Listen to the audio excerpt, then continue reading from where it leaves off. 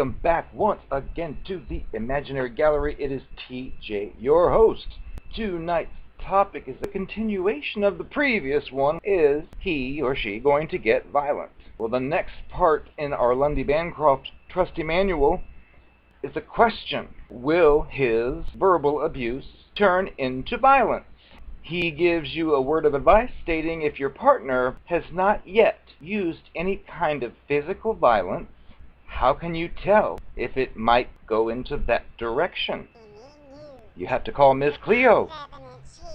I don't think so. Then he gives you some of the rumblings that can tip you off that a violent storm may be predicted in the near future. When your partner is angry with you, does your partner react by throwing things, smashing walls, or kicking things? Does it use violent gestures such as gnashing teeth, ripping at clothes, or swinging arms around to show rage? Have you ever been frightened if and when he or she has done any of these things? Is this partner of yours willing to take responsibility for those behaviors and agree to stop them, assuming they've happened? Or does he or she just simply justify them away, such as, "It's your fault you made me angry. It's your fault you had done this." Can he or she hear you when you state that those behaviors are frightening to you? Or does he or she throw the subject right back onto you? So it's your own problem if you're scared.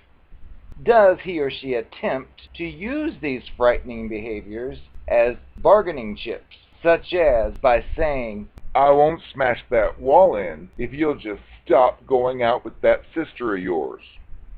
Does he or she deny he or she even engaged in these scary behaviors at all, claiming that the door that broke, well, that was because of someone else, or you're making things up or exaggerating things? Does he or she ever make veiled threats, such as, "You don't want to see me get mad," or "You don't know who you're messing with"? Is he or she severely verbally abusive? Research studies indicate that the best behavioral predictor of which people will become violent is their level of verbal abuse. Although these questions may help you determine the degree of your partner's tendency towards violence, it's very important to contact a program for abused men/women, regardless of the answers. The fact that you're even asking these questions means something is or may be seriously wrong. If the partner's hurting or frightening you, consider seeking legal protection. He tells us that in certain states you can get a restraining order even if the partner's never really hit or assaulted you, as long as it's put you into a state of fear. Some states do offer a lady the option of obtaining an order that allows the man to continue residing in the home, but forbids him from behaving in frightening ways. Now, I'm not quite sure how that would be enforced. And then it says some approaches to addressing how dangerous your partner could be are covered in another section of the book. The advantages and disadvantages of taking legal steps are also discussed. We next move on to the next topic within this, racial and cultural differences in abuse. Bancroft states that he finds the basic thinking and behavior of abusive people, well, he said men, cut across racial and ethnic lines. The underlying goal of these abusive people, whether conscious or not, is to simply control the female partners. They consider themselves entitled to demand service and to impose punishments when they feel that their needs are not being met. They look down on the partner as inferior, a view that many times extends to their entire outlook on the gender of the partner in general. At the same time, the particular shape that abusiveness takes can be varied among different races and cultures.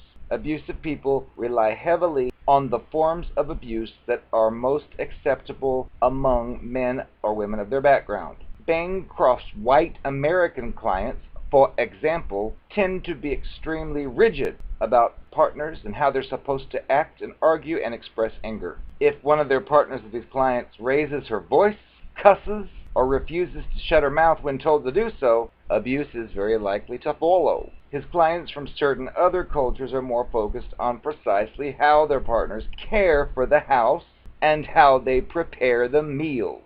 Their social lives revolve around food, so they expect to be waited on like royalty, with a warm and tasty, creative dinner every single night. If the man comes home 2 hours late without calling, the meal is still expected to be warm somehow, or else. Bancroft finds that clients from certain countries stand out for their fanatical jealousy, which can lead to ripping into their partners for speaking to a stranger on the street for 10 minutes or for dancing one song with another man at a party. Abusive men from one region of the world commonly hit the children with belts, which is a behavior that meets with stern disapproval from abusive people from other parts of the world, who in turn may horrify the first group by taking custody of their children away from their mothers. Not only abusive behaviors, but the excuses given and the justifications given along with them are formed partly by an abusive person's background. Men of one group may rely more on the excuse of having lost control of themselves.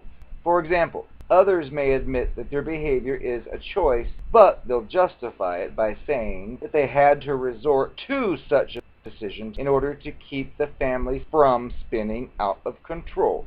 Abusiveness can be transmitted from generation to generation by cultural training, and therefore it takes a unique shape within each society. But for the lady and maybe the children who are targets of this cruelty, the cultural variations don't necessarily change the quality of life very much. Abusive behavior can be thought of as a recipe that involves a consistent set of ingredients: control, entitlement, disrespect, excuses, and justification, including blaming the victim. It's your fault. You shouldn't have talked to me that way. Elements that are always present, often accompanied by physical intimidation or physical violence. Abusive people tend to use a little more of one ingredient and a little less of another, substituting different tactics and excuses depending on their culture, allowing their partners certain rights and taking others away. But despite these variations, the flavor of abuse remains pretty much the same old nasty taste. Abusive people, and therefore their partners, have a tremendous amount in common across national and racial lines. The next part: is abuse of women acceptable in some cultures?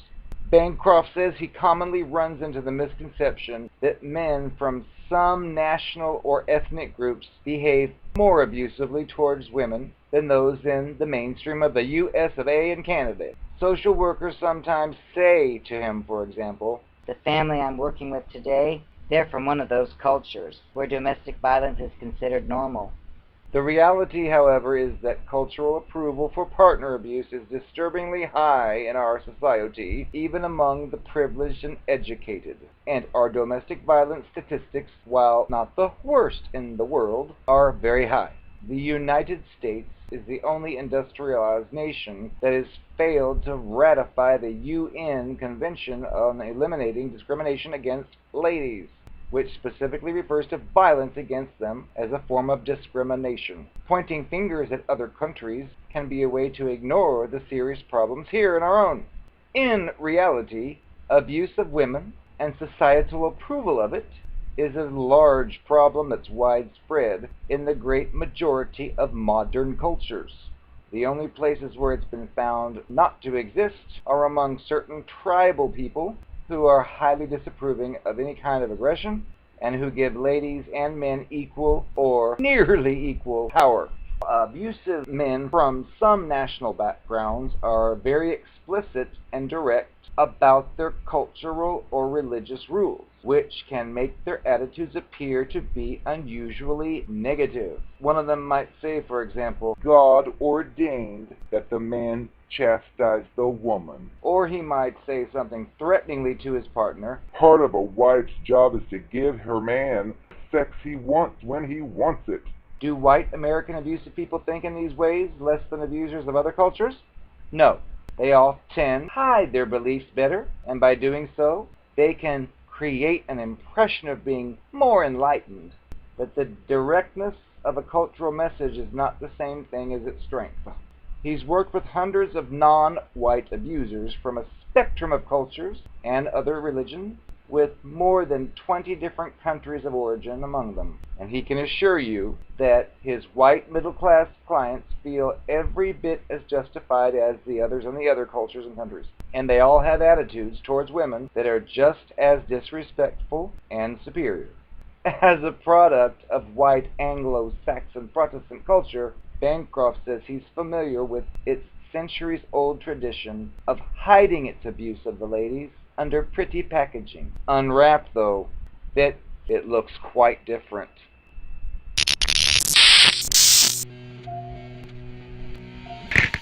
I am the Narcopath.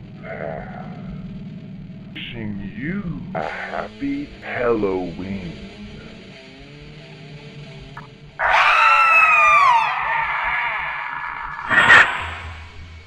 You probably wonder how or why I ever got the idea to seduce your father and your brother with 100% success, may I add. It's not my fault.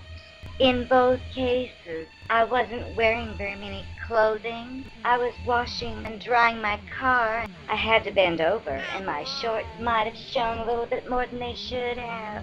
Your father and your brother both approached me. I told them no, but it was their idea. So whatever they've told you is a lie. Would I lie to you? No. You need to take that up with your father and your brother, because they started it, and they threatened me if I didn't go along with it, they would do something bad to me. What choice did I have? Think about it.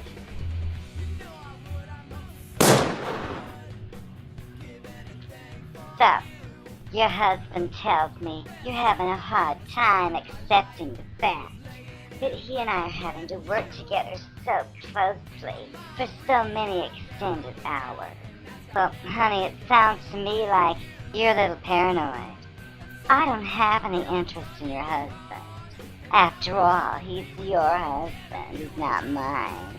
And it's not my fault if he brought me a card or bought me this beautiful necklace. It's just to be polite because we're in business together. You need to stop being so paranoid and just love him for who he is. He would never hurt you. He's told me all about your insecurities and, honey, you need help. But if you don't get it, he might just leave you for somebody as beautiful as me. So keep that in mind. But nothing's going on.